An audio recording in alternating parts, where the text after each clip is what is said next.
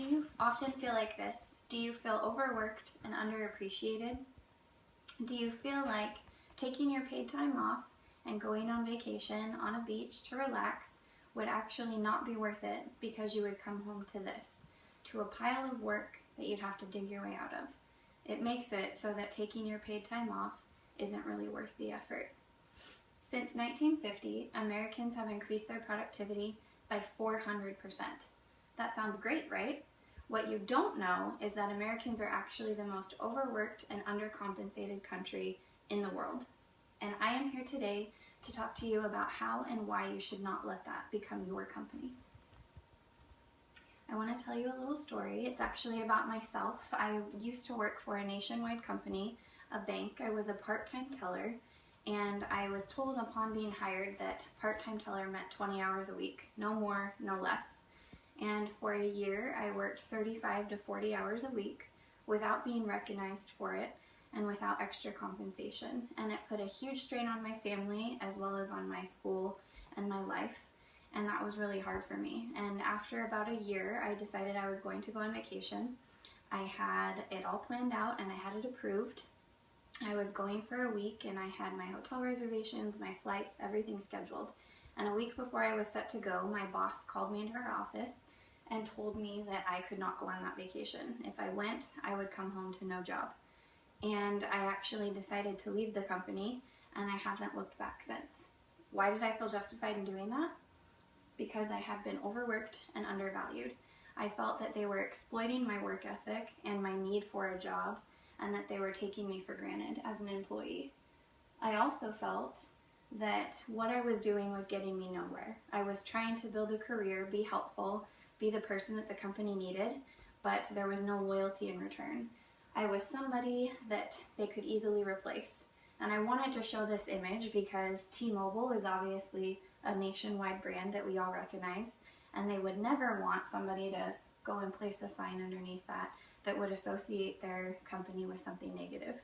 And that's how your company could be portrayed if your employees are unhappy.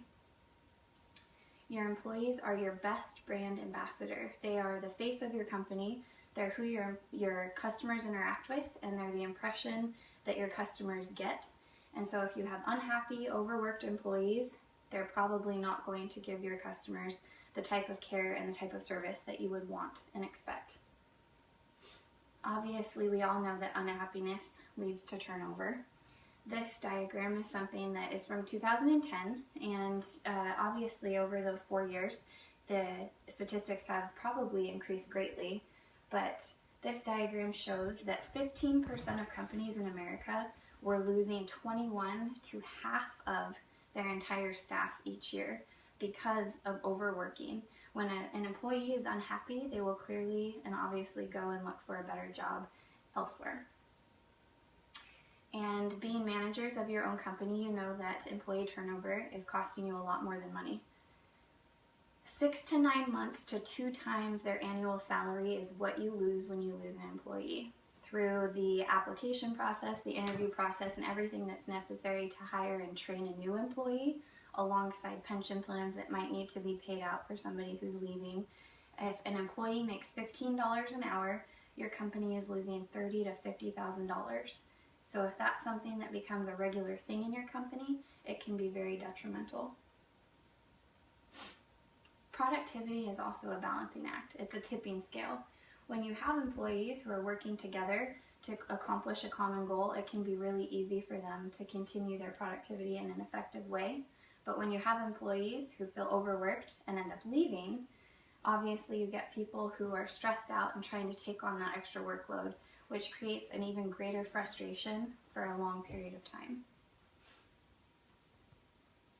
What also happens is that oftentimes the little man will feel that the big man is taking advantage of them. And you can also have downtrodden employees who will get to a burnout phase. So in reality, giving them that paid time off would actually be more beneficial, because having them paid and elsewhere while rejuvenating and getting their head back on straight and ready to work is more effective than having them at work not being productive in what they're doing. Another thing that I wanted to bring up is that a lot of employers, an increasing trend that's happening in America is that there is no differentiation between personal time versus sick time and paid time off. So people will come to work sick, which obviously brings up the risk of having other people get sick in the process, or people will come to work distracted by family emergencies that are affecting their personal lives, which ultimately affects the entire team and the productivity of those working for you.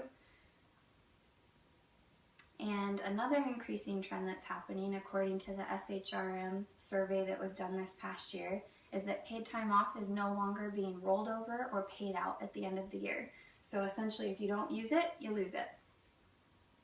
And this diagram is one that I wanted to show because throughout the world, the United States offers 0 paid time off guaranteed days, when other countries have a minimum baseline of days that employees have to take off in a year. And this diagram in particular talks about employees who have given at least 10 years of service, which are those who are incredibly valuable to your company and who you would want to make an effort in keeping around and having stay. I wanted to talk to you about 2 different national, they are lawsuits as well as strikes that are happening. And this is the first one. It's BART, which is the Citywide Transportation System in San Francisco.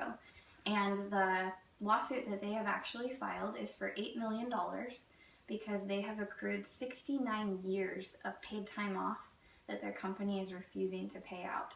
And so you have all of these workers who have gone on strike and who are now affecting the city economy because people are not being able to have transportation on a daily basis. So the potential for large-scale catastrophe is there, even if your company is on a smaller scale. And the second is the Toronto teacher strike. And this is happening because teachers are losing their unused sick time.